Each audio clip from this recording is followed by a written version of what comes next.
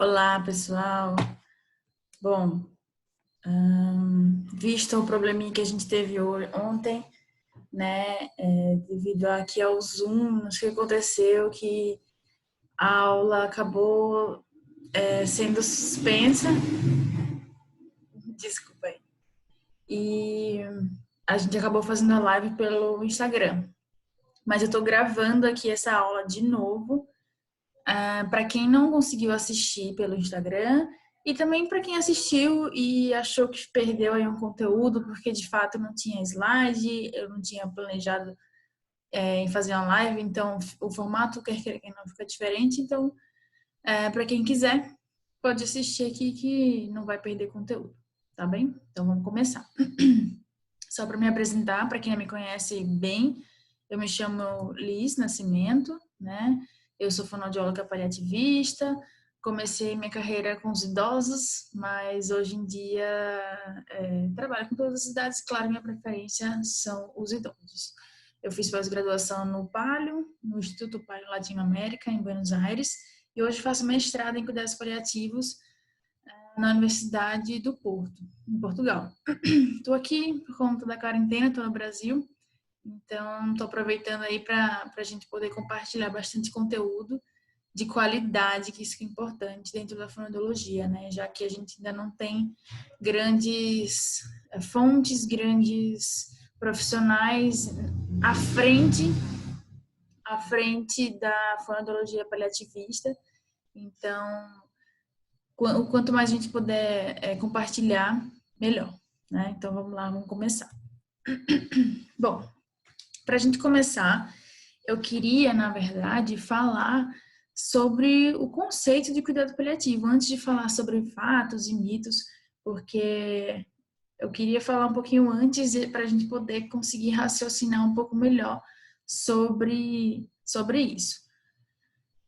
Bom, o conceito que a gente tem hoje em dia aprovado pela OMS é esse primeiro aqui, tá? E eu vou ler um pouquinho para vocês. É um conjunto de medidas capazes de promover uma melhor qualidade de vida ao doente, portador de uma doença que ameace a continuidade da vida de seus familiares através do alívio da dor e dos sintomas estressantes, com identificação precoce, utilizando uma abordagem que inclui o suporte emocional, social e espiritual aos doentes e seus familiares, desde o diagnóstico da doença ao final da vida, e estendendo-se ao período de luto, certo?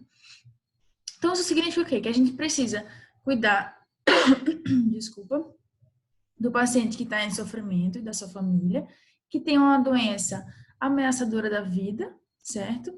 E que a gente vai cuidar de todas essas esferas. É o que a gente faz hoje.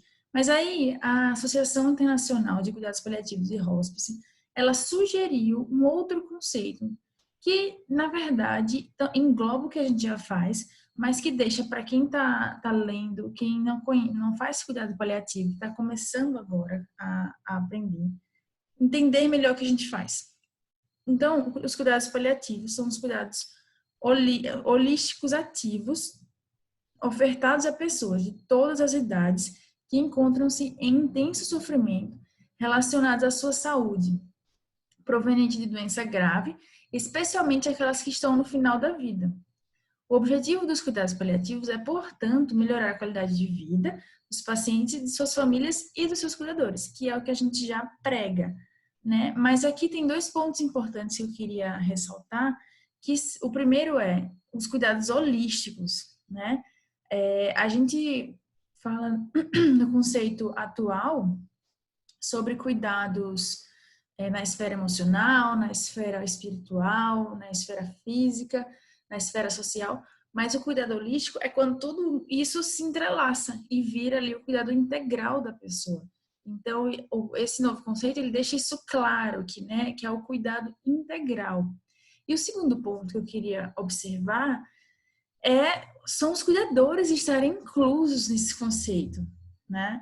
A gente fala muito de família, de paciente, sofrimento, acolhimento, qualidade de vida, mas e os cuidadores? Tem cuidador que fica com o paciente por mais de 10 anos, passa o dia todo com o paciente.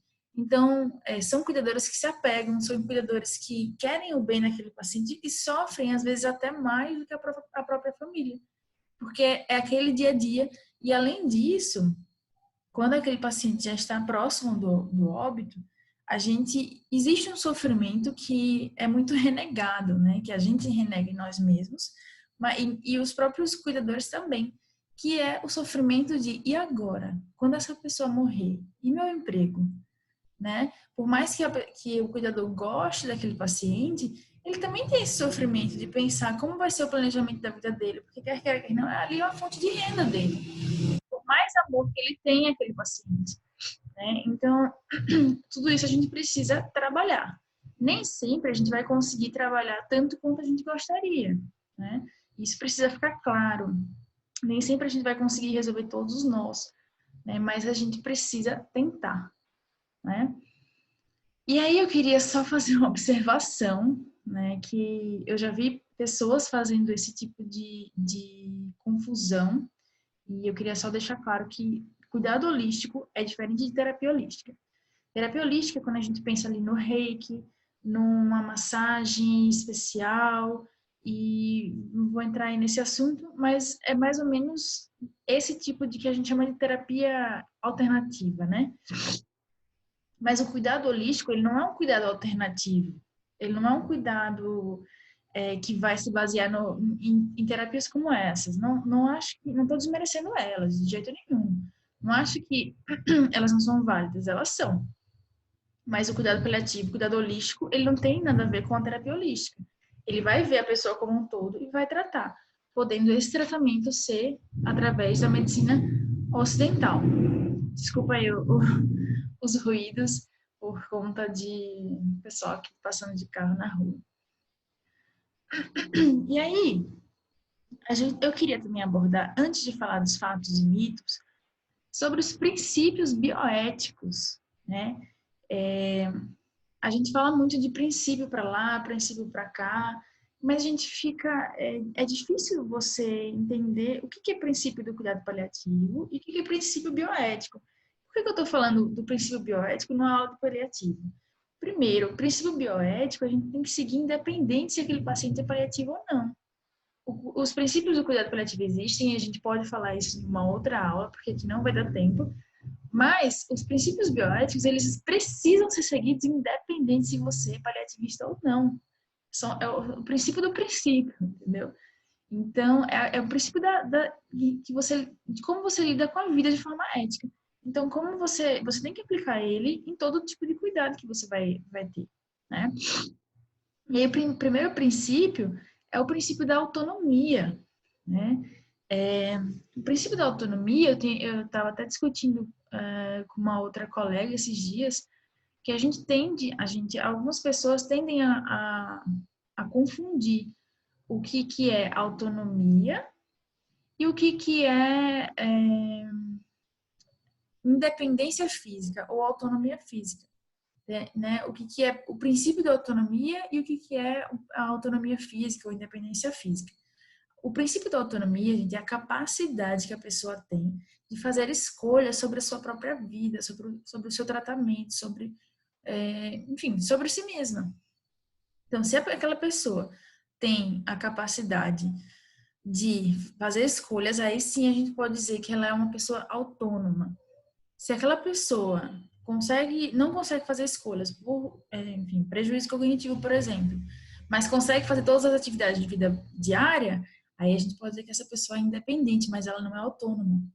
Então a gente tem que ter muito cuidado com o palavreado para que fique claro para o paciente, para que fique claro para o profissional, para que fique claro para a família e para o cuidador também, no caso, né?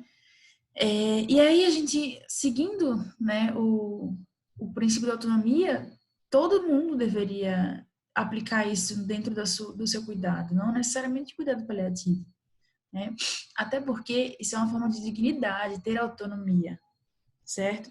E aí, falando de dignidade, o que é dignidade? Vou dar um segundinho aí para você pensar o que é dignidade para você.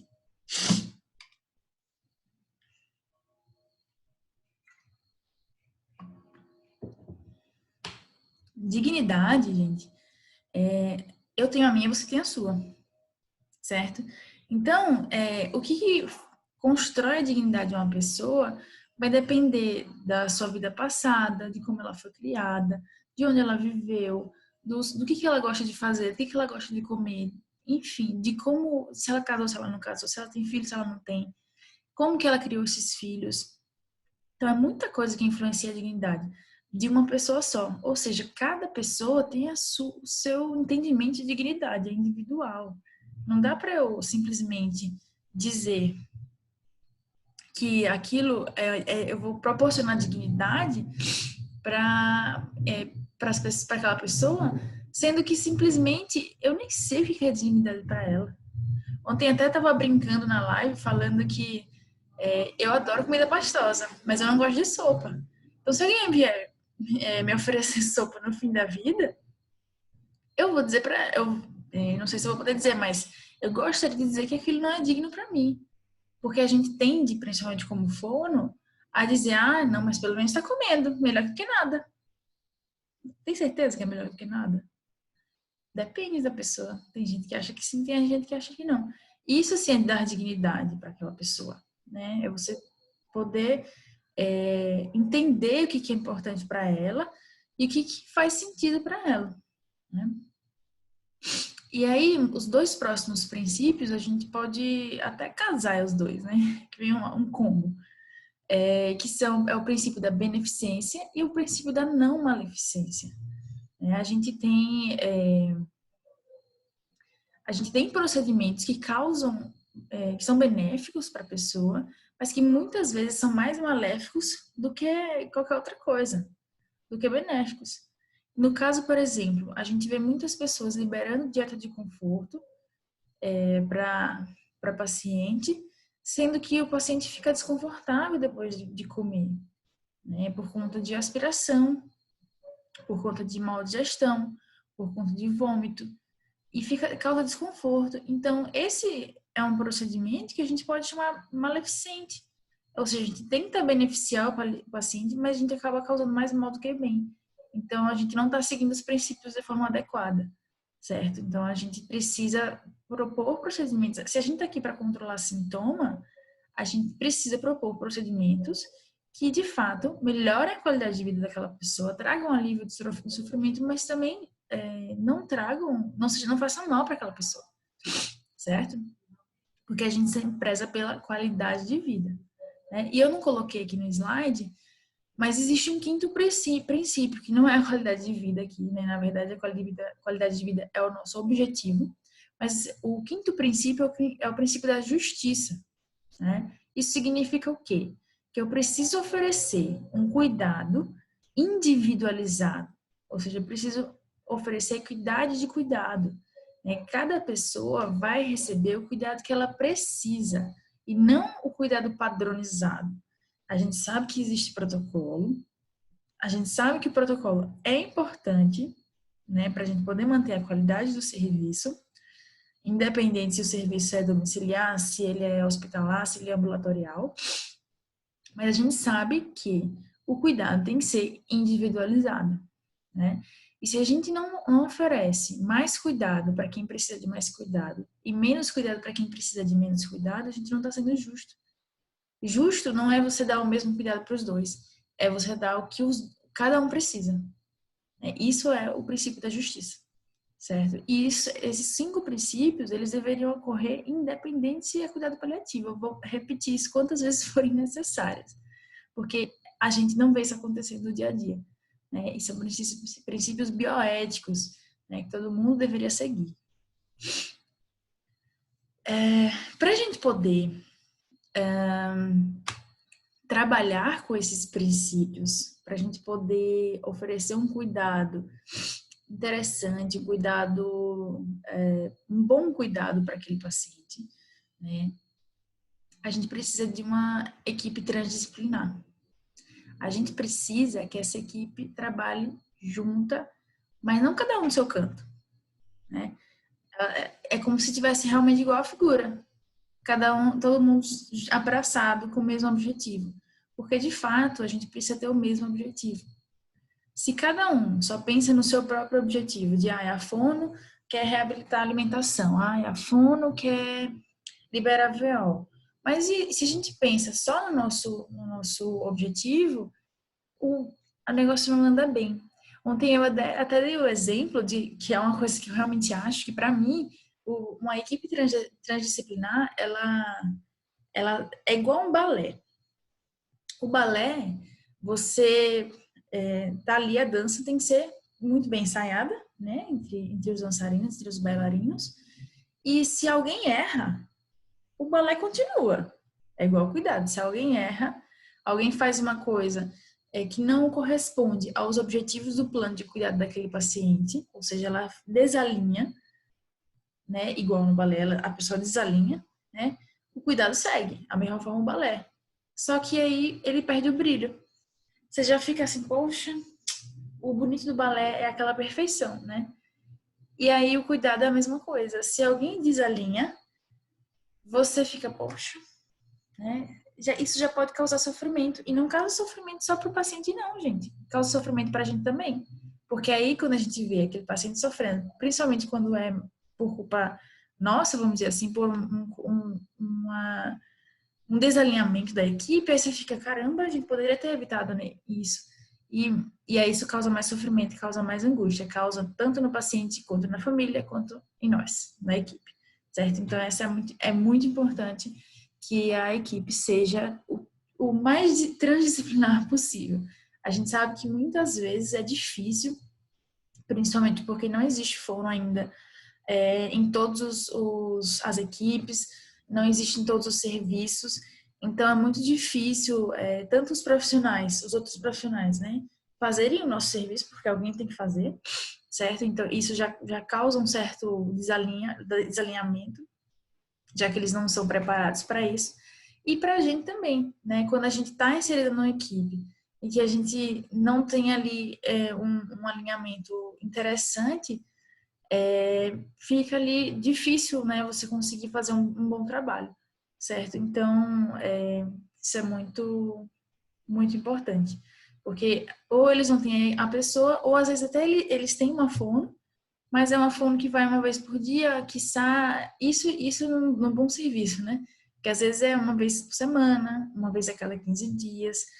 Então, acaba que a equipe precisa fazer o trabalho da fono. Muitas vezes a equipe vai ajudar a fazer o trabalho da fono, né? Muitas vezes não, deveria ser sempre. Mas ajudar a fazer o trabalho da fono é diferente, e a gente pode ajudar a fazer os outros trabalhos também, mas é diferente de você fazer o trabalho por uma pessoa que você não sabe o que você tem que fazer, certo? Então isso causa sofrimento. Aqui eu trouxe só para a gente relembrar o gráfico, né? Os gráficos do cuidado paliativo.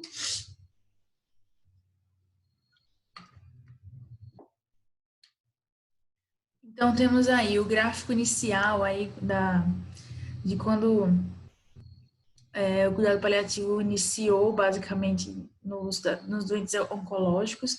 Então ele começava aí com o cuidado curativo e na linha do tempo, quando o paciente evoluía para realmente não ter condição de receber nenhum tipo de abordagem curativa, aí ele ia para o paliativo e já provavelmente iria a óbito, né? Hoje em dia a gente já tem uma concepção diferente do cuidado curativo e cuidado paliativo, ou seja, a gente consegue já andar de mãos dadas, porque quem tem uma doença ameaçadora da vida, ela está sofrendo, né? E desde o começo, não é só quando não tem mais status clínico para medida curativa. Então a gente já pode ir trabalhando aí esse alívio do sofrimento durante o tempo e conforme a doença vai evoluindo, o cuidado paliativo vai aumentando suas medidas e o curativo vai diminuindo, certo? Importante observar que depois do óbito, a gente continua com os cuidados. Por quê? A família e o paciente e os cuidadores são... A gente é indissociável, gente. É indissociável. Eita. Indissociável. A gente não vive sozinho. Nós somos seres totalmente sociáveis. Tanto que agora, no isolamento, né, a gente não tem nem o que dizer. A gente tá todo mundo sentindo falta até de quem não gosta. Então, Imagina a sua família, né? Então, imagina quando você perde um ente querido, é muito difícil. E aí a gente precisa cuidar do luto dessas pessoas, porque isso sim é um cuidado integral, já que a família faz parte do cuidado integral, né? O luto é um processo saudável e muitas vezes a gente fica se preocupando, né? Quando a pessoa está em luto, sei lá, o marido morreu, 2 meses a pessoa ainda está em luto, né? Muitos estudos dizem que 1 ano é um tempo saudável para você ter o luto, principalmente quando o ente é muito próximo, como um filho, um marido, esposa. Então a gente precisa respeitar o tempo, mas ao mesmo tempo a gente também precisa cuidar desse luto, para ele não virar um luto complicado, certo? Então temos que ter cuidado aí com essa questão. E aí, entrando na fono, finalmente, né? Bom, primeira coisa que eu queria falar, assim, na verdade, eu não vou falar sobre avaliação, reabilitação e acompanhamento, certo? Aqui é mais para a gente entender o cuidado paliativo do que os procedimentos isoladamente em si. Então, o que você vai fazer na avaliação da disfagia? A avaliação vai ser da mesma forma, certo? Mas o que precisa mudar ali na nossa cabeça?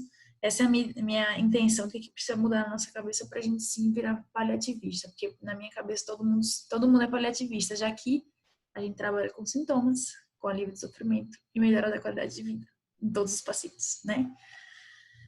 Mas eu queria fazer 2 adendos, né? O primeiro adendo é que já é comprovado que mais de 70% das pessoas que estão em fim de vida têm disfagia. Então, assim, não tem por que a gente simplesmente não atender todos os pacientes, certo? Principalmente os que estão em fim de vida. E um outro dado que eu falei ontem na live foi de um estudo feito pela Lawanda, não sei o sobrenome dela, gente. E ela fez o TCR dela, né? O N dela foi de 20 pessoas em cuidados paliativos e ela não fez ali a diferenciação entre tipos de doença. Ela pegou todos os pacientes. E adultos, né? Não necessariamente idosos. E ela fez a avaliação de disfagia, usou a escala FOIS. E nenhum dos pacientes, gente, nenhum dos pacientes teve FOIS 7. Ou seja, nenhum deles apresentou deglutição normal. Então, assim, isso é um dado muito importante. Deveria, inclusive, aumentar aí a escala do N para a gente ter certeza se esse dado é real. Mas que, assim, eu fiquei bastante interessada nesse assunto, porque isso significa que a gente tem que atender todos os pacientes. Todos os pacientes em cuidados paliativos são pacientes frágeis que perdem musculatura, independente da idade. Se forem idosos, mais frágeis ainda, provavelmente, né? Então, a gente deveria atender todos, independente aí da sua patologia. Certo? E aí agora vamos passar para a parte que interessa, né? Que trouxe vocês até aqui. Que são os fatos e mitos. Então eu trouxe aqui uma listinha. São as coisas mais comuns que a gente tem dúvida, que a gente vê as pessoas perguntando. E eu queria aí que vocês vão pensando aí, eu vou dar uns segundinhos antes de responder, porque como eu tô sozinha, então vou dar uns segundinhos aí para vocês pensarem antes de responder, tá bom? Antes de eu responder. Então vamos lá. Não há nada a ser feito em cuidados paliativos. A gente pode pensar aí focando na fonoaudiologia, né, na disfagia e no cuidado paliativo. Não há nada a ser feito. O que vocês acham?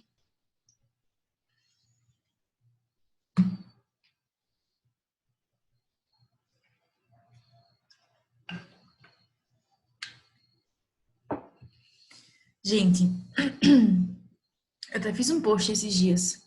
Sempre há o que ser feito, tá bom? Sempre há o que ser feito. Entenda isso. É muito importante vocês entenderem isso, porque não necessariamente a gente vai reabilitar, não necessariamente a gente vai dar uma dieta de conforto, adaptar uma dieta, adaptar uma manobra. Não necessariamente, mas isso pode acontecer também. Agora, se a gente chega no limite terapêutico, a gente tem o dever de acolher aquela família, de conversar, de orientar, entendeu? Então, assim, sempre é o que a gente fazer.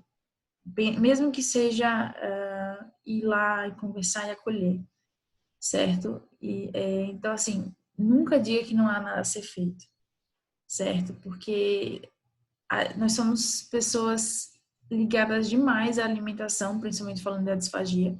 Então, isso causa sofrimento. Quando a gente chega no limite terapêutico, isso causa sofrimento. E a gente também tem o dever de cuidar desse sofrimento, até porque somos transdisciplinares, né? Então, a gente precisa também cuidar, tá bom?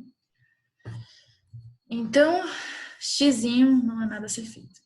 Agora, o segundo, dieta de conforto é para todos. O que vocês acham?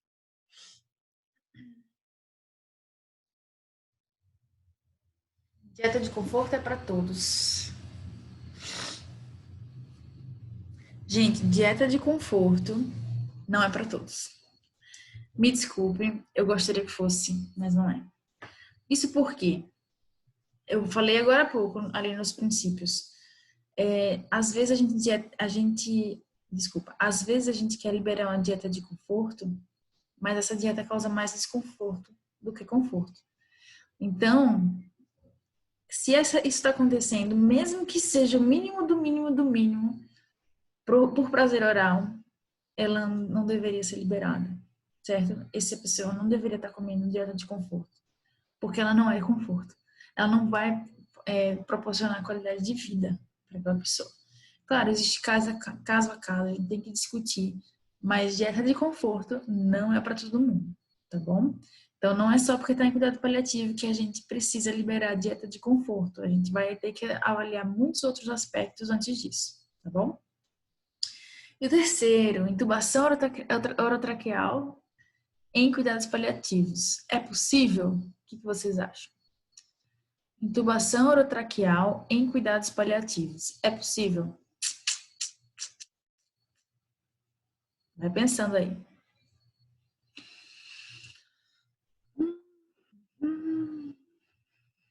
Gente, intubação orotraqueal é possível em cuidados paliativos, tá? Isso vai depender. Lembra lá daquele outro gráfico que eu mostrei, que as medidas curativas no começo, no diagnóstico da doença, no início da doença, elas têm uma grande abrangência e elas vão diminuindo com o tempo. A intubação orotraqueal, nesse momento, ela ainda pode ser proporcional. Isso vai de caso a caso, de paciente para paciente.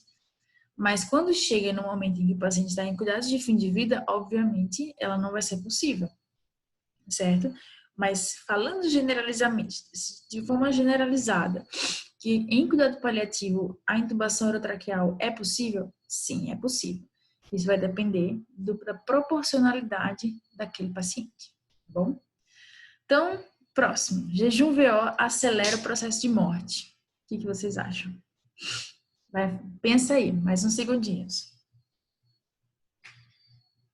Jejum VO acelera o processo de morte. Gente, acertou quem? Marco X. Na verdade, essa é uma expressão um pouco polêmica, vamos dizer assim. Isso porque, se você está no início da doença, ainda tem um prognóstico de anos, né? Como, por exemplo, uma demência. Se você está saudável, obviamente o jejum VO vai acelerar o processo de morte. Certo? Isso eu estou falando de jejum, né? Jejum completo. Então, sim, vai acelerar o processo de morte daquela pessoa. Mas, desculpa, vai acelerar o processo de morte daquela pessoa. Porém, se a gente pensa num contexto em que o paciente já tem uma fase avançada de doença, em que a, a pessoa já não consegue absorver os nutrientes caso ela seja alimentada, então a doença vai progredir da mesma forma, independente se ela está se alimentando ou não. Então, naquele momento, o jejum, ele não vai acelerar o processo de morte. Então, eu coloquei um X, mas assim, é óbvio que se eu parar de comer e não passar uma sonda, eu vou morrer de inanição. Mas, porque eu sou saudável. Se eu tenho uma doença que, independente da comida, ela vai avançar da mesma forma, então sim, o jejum não vai acelerar o processo de morte. Então, a gente, mais uma vez, tem que avaliar caso a caso, tá? Então, eu falei uma coisa ontem na live, que assim, tudo a gente no paliativo fala, depende, depende. Sim, depende de muita coisa. Mas eu tenho medo de a gente romantizar demais essa palavra depende e as pessoas acharem que no cuidado paliativo tudo depende, isso vai depender da sensatez, né? Seja sensato. Não é bem assim, né? Conhecimento técnico é muito importante nessa hora. A gente precisa ler muito artigo para poder trabalhar com cuidado paliativo, tá, gente? Então, tudo depende, mas não é só depende, tá bom? Próxima. Cuidados paliativos não combinam com via alternativa de alimentação. O que vocês acham? Cuidados paliativos e via alternativa de alimentação não combinam. E aí? Ó, novo xizinho. Isso porque é a mesma coisa a intubação orotraqueal. Tem que ser proporcional. Se você está lá no início da doença, né? Então talvez a via alternativa faça sentido, né? Porque você ainda está investindo em medidas curativas, você ainda está fazendo medidas invasivas. Então, isso vai depender de muitos fatores, inclusive do próprio paciente, dele aceitar medidas invasivas ou não, do que faz sentido para ele, em que momento ele está em que momento da doença ele está, né? A via alternativa de alimentação, com certeza, não combina em fase final de vida. Mas nos outros momentos, isso tudo tem que ser discutido, tá bom? E o último, para a gente finalizar essa discussão, é possível decanular? É possível decanular, gente, em cuidados paliativos? Da mesma forma que é possível reabilitar, também é possível decanular, sim senhor. É possível decanular. Só que isso vai depender, mais uma vez, de ser proporcional, de fazer sentido naquele caso, naquela doença, naquela pessoa, naquela mente, naquela história de vida. Né? Tudo isso a gente tem que avaliar, tudo isso. Tudo que a pessoa está entendendo, a família está entendendo, a história dela, os desejos dela, a gente precisa entender tudo isso, tá bom? Cuidado paliativo é uma delícia de se fazer, mas precisa de muito estudo. Então, eu estou aqui para incentivar vocês, para ajudar vocês da melhor forma possível. E se tiverem dúvidas, manda lá para mim ou no e-mail, né, do Palioque, é paliativo.uque, @gmail.com, ou manda lá no Instagram do Palioque, né, que é Palioque, e a gente vai conversando. Se vocês tiverem alguma dúvida, por favor, não deixem de perguntar. Eu estou aqui para ajudar, eu realmente quero disseminar essa fonoaudiologia paliativista por esse Brasilzão que precisa de mais, tá? E aí, pensando nisso, para a gente finalizar, né? Como eu falei no começo, a gente não tem muitas fontes, né, de fonoaudiologia e cuidados paliativos, e por isso, porque eu quero disseminar mais informação de qualidade, com referência, com estudo científico, com artigo, realmente. E por isso eu criei o guia prático do fonoaudiólogo paliativista, certo? Ele vai ser lançado amanhã, vamos dizer assim, sexta-feira. Fiquem de olho que eu vou mandar para vocês no e-mail de vocês. Quem está assistindo essa live hoje, essa aula hoje, já vai saber que vai lançar amanhã. Mas, enfim, se você está assistindo depois, é só você dar uma olhadinha na descrição, no Instagram do Palioque, que vai estar tudo lá, tá bom? Então, gente, eu criei esse guia exatamente para a gente poder, como é que eu posso dizer? Para a gente poder espalhar mais informação, né, com qualidade. Ele é totalmente digital, certo? Tem uma leitura super simples, não é porque eu fiz, é de verdade, igual eu falei aqui para vocês, num tom de conversa, ele não é aquela coisa tão regrada, tão assim, de livro que é monótono. Ele tem muito conteúdo legal, mas ele tem uma leitura fácil, uma leitura rápida, para a gente não perder tempo, né? Ele é um guia prático, então ele tem que ser realmente prático, ele tem que ser gostoso de ler, de verdade. Não é porque eu fiz, mas é verdade. Então lá a gente vai poder discutir sobre como decidir a conduta, sobre linguagem, sobre dieta de conforto, sobre as habilidades que um fonoaudiólogo precisa ter para se tornar paliativista, certo? Como começar, né? Para quem tem curiosidade de saber como que funciona o cuidado paliativo, como a fono aborda, né, dentro de uma equipe de cuidado paliativo, tudo isso você vai poder ler no e-book. Tá um precinho, ó, super suave. Então, é isso. Eu vou deixar o link aqui na descrição do vídeo, né, no YouTube, no Instagram do Palioquê. E se vocês tiverem alguma dúvida, corre lá, pergunta para mim, não tem problema nenhum, tá bom? Até sobre o e-book também, pode perguntar, mas não perde tempo, aproveita que tá num precinho super camarada e tem um conteúdo só delícia, tá bom? Um beijo. Aqui ficam as redes sociais aqui do Palioquê, no Facebook, no Instagram. E aqui é o site do livro, né? Que eu vou deixar aí para vocês na descrição, tá bom? Então é isso, gente. Muito obrigada.